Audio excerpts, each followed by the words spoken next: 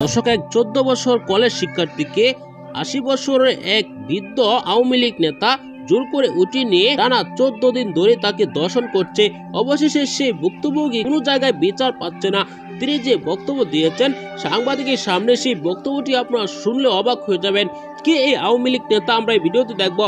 এমনকি দেখতে পারবেন যে আরেকজন পুলিশ সদস্য একজন কলেজ ছাত্রীকে বিয়ে করার পরও তাকে এখন পর্যন্ত বউ স্বীকার করছে না, তাকে অবহেলা করছে। অবশেষে সেই ভুক্তভোগী তার বাড়িতে অনশন করছে। কি বলছেন সেই ভুক্তভোগী, সেই ভিডিওটি আমরা দেখব।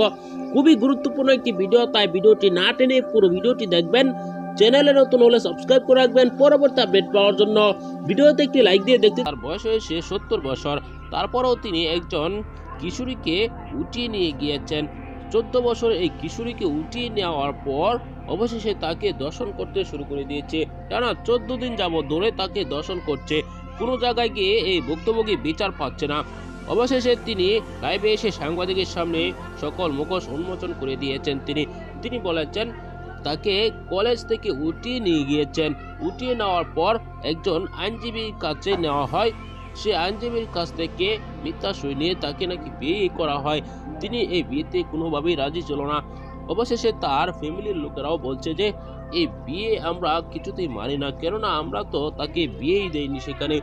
অবশেষে আরো একজন পুলিশ সদস্য একজন কলেজ শিক্ষার্থীকে বিয়ে করেছে। বিয়ে করার পর তাকে এখন অস্বীকার করছে। অবশেষে সেই ভুক্তভোগী তার বাড়ি থেকে অনশন করছে। সেই ভুক্তভোগী বলছে যে আমি যতদিন পর্যন্ত আমার স্ত্রীর অধিকার আদায় না করতে পারবো ততদিন পর্যন্ত আমি এই বাড়িতে অনশন করবো, এমনকি মরে যাবো এই বাড়িতে। দর্শক, দুটি ভিডিও আপনারা দেখেছেন, বিস্তারিত শুনেছেন। এসব বিষয় নিয়ে আপনার কি মতামত জানাবেন। পরবর্তী এরকম ভিডিওগুলো পেতে এই চ্যানেলটিকে সাবস্ক্রাইব করে পাশে থাকা বেল বাটনটি অন করে দিবেন। ভিডিওতে একটি লাইক দিয়ে শেয়ার করে অন্যদেরকে দেখার সুযোগ করে দিবেন। আসসালামু আলাইকুম।